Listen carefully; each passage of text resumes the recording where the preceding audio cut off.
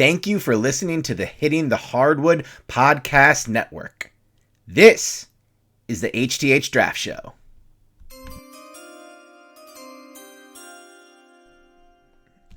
What up, Wolves fans? Thank you for tuning in to another episode of the HTH Draft Show. I am your friend, Terry Horseman, here with another episode of our brand new podcast. Thrilled to be here with you all, talking all things NBA draft this month and for the rest of the month until we get to June 23rd, picks 1 through 60. And then probably a couple Summer League episodes after that as well. I am joined on the show today by Ricky O'Donnell of SB Nation. Ricky has been cranking out draft content like crazy, has you covered for all picks 1 through 60. Loves having him here on the show, full of insight, lots of names to earmark for when the Wolves are on the clock at pick number 28 or wherever they end up on the clock if they end up trading that pick.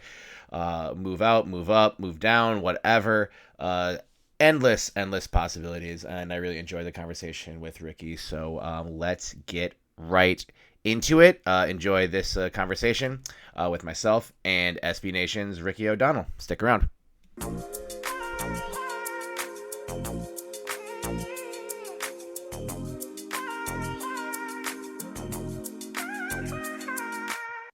Very excited to be joined by our next guest here on the Hitting the Hardwood Draft Show to talk all things NBA draft from the Wolves perspective. I'm joined by SB Nation's Ricky O'Donnell, who's been covering basketball at all levels and the draft for many years now. Has a very thorough mock up at SB Nation and some other great draft stuff as well. Ricky, thank you so much for joining me here in this early week of June. How's it going for you so far? Yeah, I'm good. It's crazy to think just how quickly the draft is approaching at the end of this month. I got some more stories I want to put out. I have some more reporting I want to do, but the heat's on. It's only going to be a couple more weeks until it's the draft. So it's time to get all your draft content out right now, I guess. For sure. I don't know why I had it in my head that the draft was June 30th for like weeks, and then it being June 23rd in actuality really feels it's like forgetting, like a final the last week of classes in college or something like that. But now that we're at this spot now where the withdrawal deadline for college players is in the rearview window, the class is sort of taking shape a little bit clearer. The combine is behind us already. If you had to, what would kind of be your main one thesis statement, big picture, 30,000 feet of the class of 2026, and just maybe what makes it a little bit different from the past couple drafts we've seen? Yeah, I guess I would say that the reason this draft class is considered strong is because of the talent at the top and not because of the depth throughout the class. I think the depth definitely took a big hit from the NIL. And why not? If Thomas Howe is going to get $8 million for one season to play 38 games at Florida, it's kind of hard to fault him for not entering the draft, even if he was considered a Hmm. lottery pick. A bunch of other guys sort of fit into that framework too. I really liked Mo Krivas from Arizona. I really liked Patrick Gungba from Duke, Braylon Mullins from UConn. All those guys would have been top 20 picks in this draft, I think, at least on my board. I'm not sure how the NBA would have evaluated them in Hmm. many cases, but I think the depth took a big hit, and that's just going to have to be something the NBA has to wrestle with because Yeah. as of right now, they can't compete with college basketball when it comes to 1 year salary. On the flip side, I think that mostly, like, if you ask someone, oh, is this a good draft or a bad draft?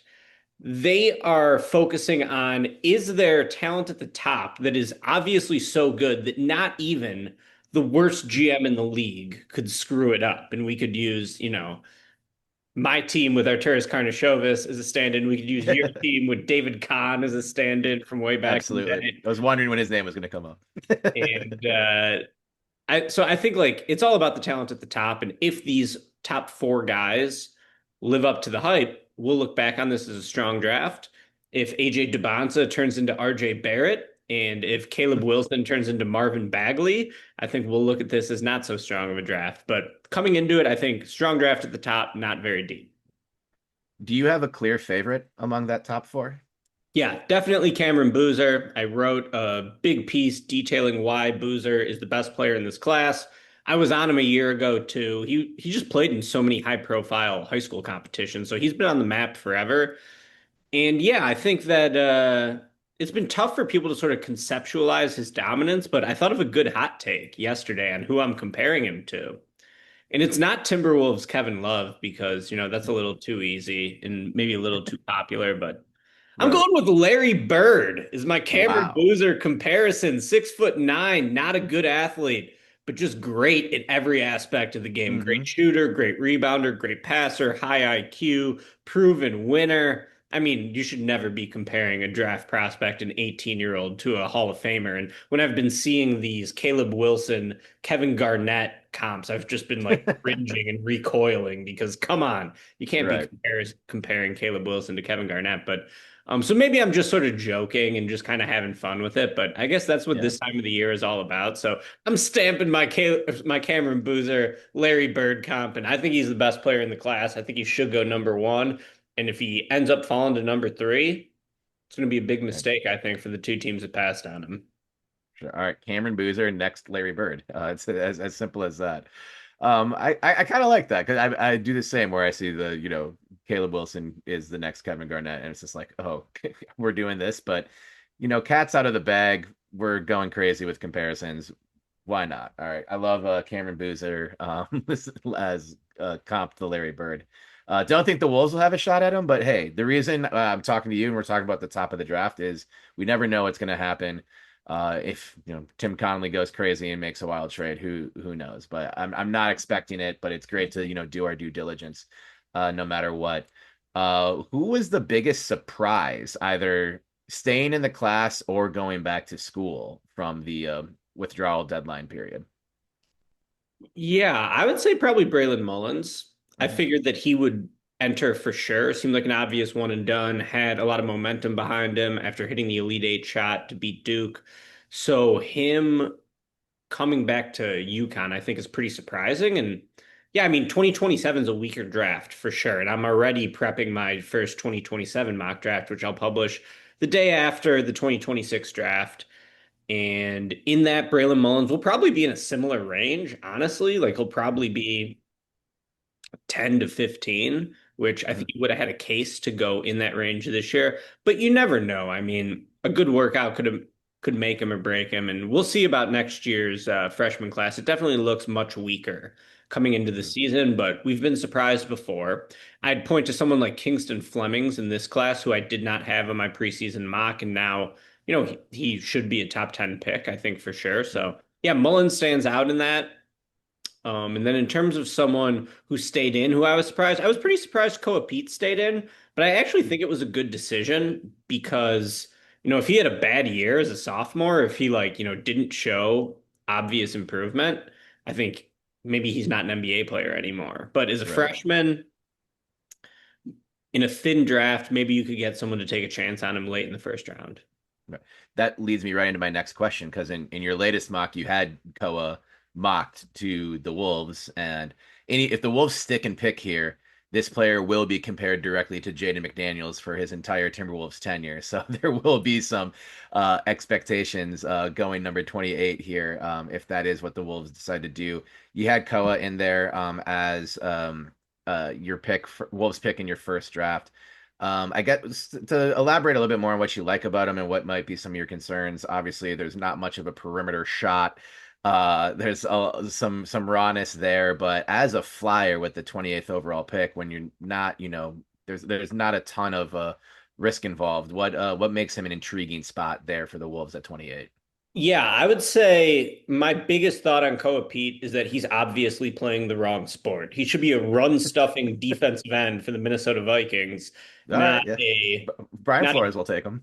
yeah, yeah, not a gravity bound power forward for the Timberwolves. But at 28 in a thin draft, I could talk myself into Koa Pete. Mhm. Um Everyone I throw this comparison to absolutely hates it, so maybe I'm a moron for making it. But could you see a world where Koa Pete becomes a Josh Hart type, where like he's not much of a perimeter threat, but he's good on the glass. He's a high energy rebounder. I think that Josh Hart is a lot more like flexible and agile athletically, where Koa Pete Hmm.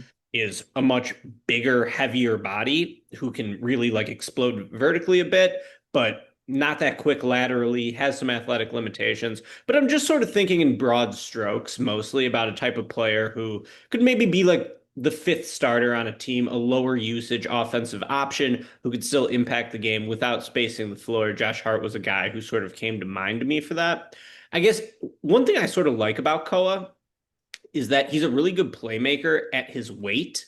I don't Hmm. have, his weight, exact weight offhand from the combine, but he's about 240 pounds, 250 pounds. Like I said, he looks like a defensive end out there. So I think that that's sort of rare. And if he could master the fundamentals, let's just say set a hard screen, I think he could be a really good Hmm. short roll playmaker, someone who has pretty good vision at that size. He should be able to set bone crushing screens with that type of frame and then just get after it on the glass. Like the NBA has become so possession game pilled lately that uh, if he could just get offensive rebounds, set hard screens, and then defensively, he's not going to be the quickest on the perimeter, but I think he's going to be an average to above average defender in the NBA.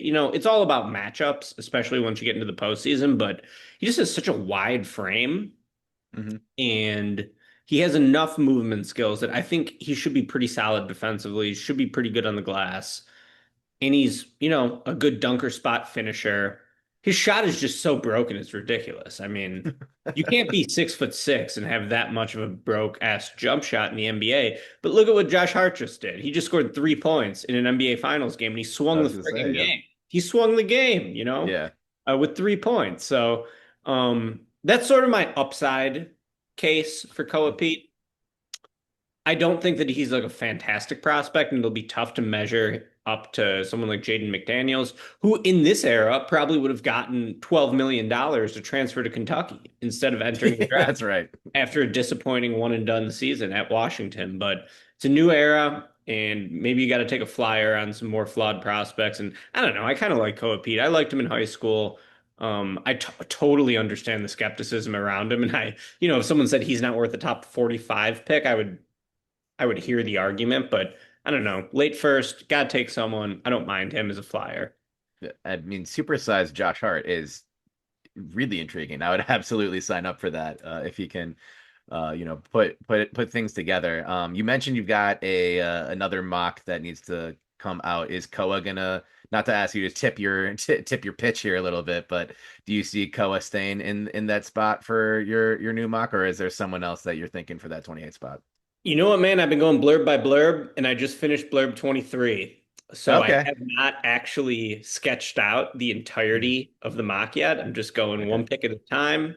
And There yeah, we I'm go. trying to make it informed by rumors, some Hmm. reporting I've been doing, some, workout trackers. So I'm actually going to ask you, help me Ooh. out here. Who Yeah. should I have to the Wolves at 28? Oh man, well this is tough because I had an Alabama guy on in the last episode because this whole time like draft lead up I've been thinking about Amari Allen in that spot and he of course decided to go back. I think it's tough because I think the Wolves will just draft whoever the best available player is, and then the fans can overreact to whatever need they think is biggest. And I don't really expect Conley to fill all of that with one pick at late first round here in 2026. But I'll say Malik Thomas out of Arkansas, if he's still there. You mentioned the players who went back taking a bite out of that late first round range. But I like Malik Thomas's game. I watched him a bit this past year, and the Wolves do need some more guard play. So why not? And that's that's kind of my whole assessment on it. Yeah, I would say that Malik, like Tim Connolly in general, he's kind of bucket pilled. Like he liked Rob Dillingham obviously a lot in the Of draft. course. He liked Bones Highland enough to resuscitate his career. Malik Thomas sort of fits into that. Hmm. And yeah, I agree with you on the need versus fit thing. Who cares about fit? In the draft, you draft for the best available player. Free agency and trades, you fill your fit needs. So Hmm. yeah, I mean, they took Baron J last year, even though they have Rudy Gobert, and Hmm.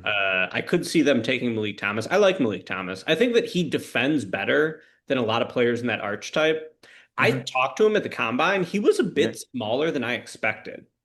Okay. He just didn't. Most NBA players look physically hulking in person. He just sort of looked like a baby deer out there. But Okay. I liked his game on tape a lot. I watched a lot of Arkansas this year. I'm a big Calipari guy. That's my boy. So I was locked in on Arkansas, and yeah, I Yeah. like Malik Thomas quite a bit. So I think that'd be a good pick for the Wolves for sure. Nice. Okay. Well, if we'll circle back after the fact if they do in fact take Thomas. Is there someone who you maybe have kind of like in the mid-teens or so? Obviously every year there's a draft slide that we're like, what the hell? Why is this person still available? Someone sliding from, the middle of the draft, late lottery to 28 seems crazy, but we've seen these movies before. Is there anyone who, whether Timberwolves or not, just anyone sort of picking in the late last round who potentially could slide based on GMs doing crazy things as they are wont to do that you could see within the realm of reality? Yeah, I would maybe start with Dalen Swain. I love Okay, Dalen yeah. Swain. I think he's Mhm. fantastic. But his jumper is so damn slow, and he didn't really measure quite as big as we were hoping at the combine. I think he's maybe 6'6" with a 6'10" wingspan or 6'5" with a 6'10" wingspan. So he's got good size for a small forward for sure. But can you be that size and be a non-shooter and play in the NBA?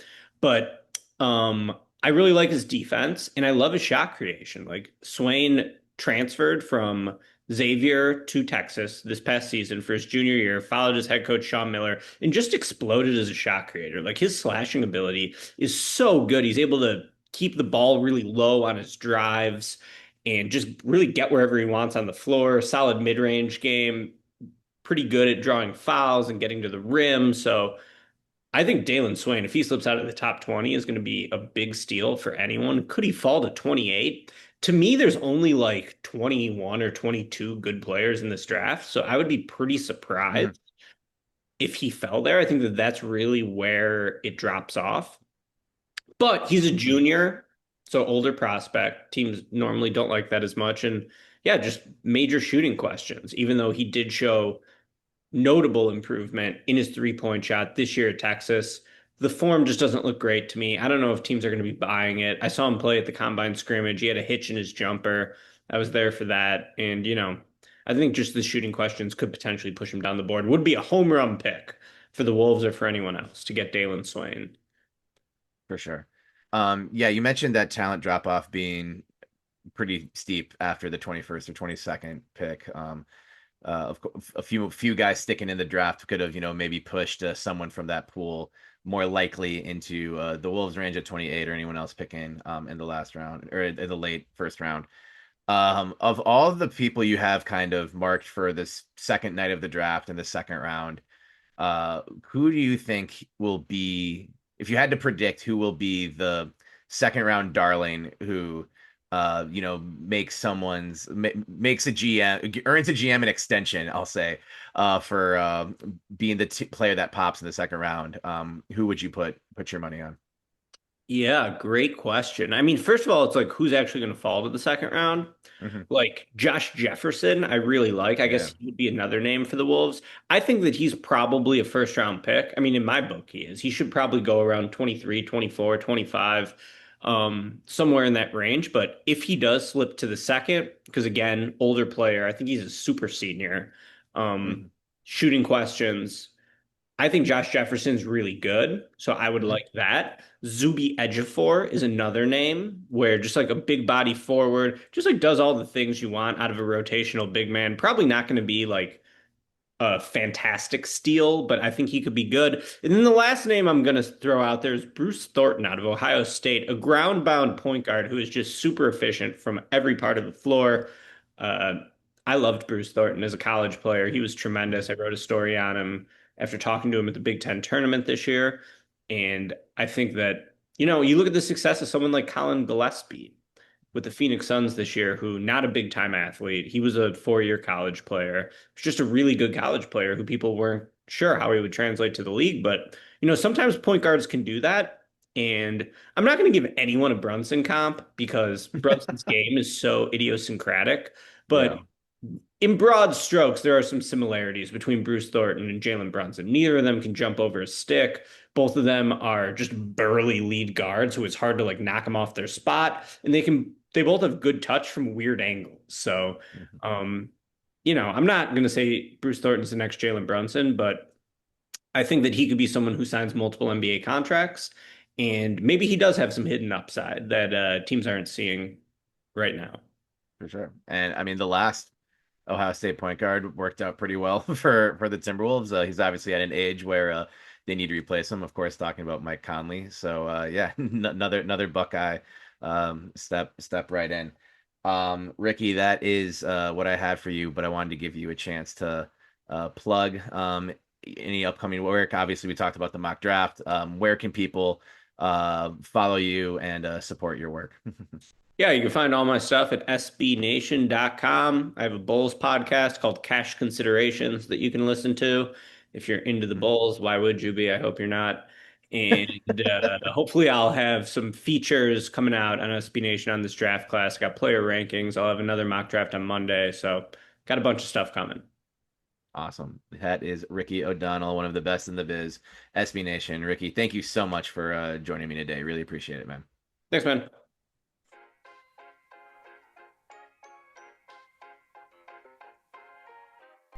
All right. Thank you once again to my guest, Ricky O'Donnell, for joining us for this episode of the HTH Draft Show. All things NBA draft here in the month of June in 2026. We'll link to all of Ricky's work that you can find at SB Nation in the show notes, and you can follow him on Twitter at SBN_Ricky.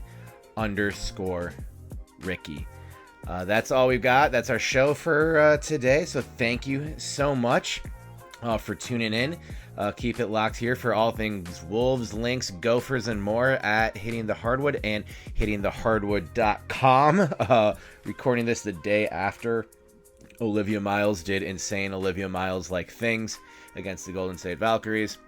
Lots of Olivia Miles and Lynx content up on the site as well.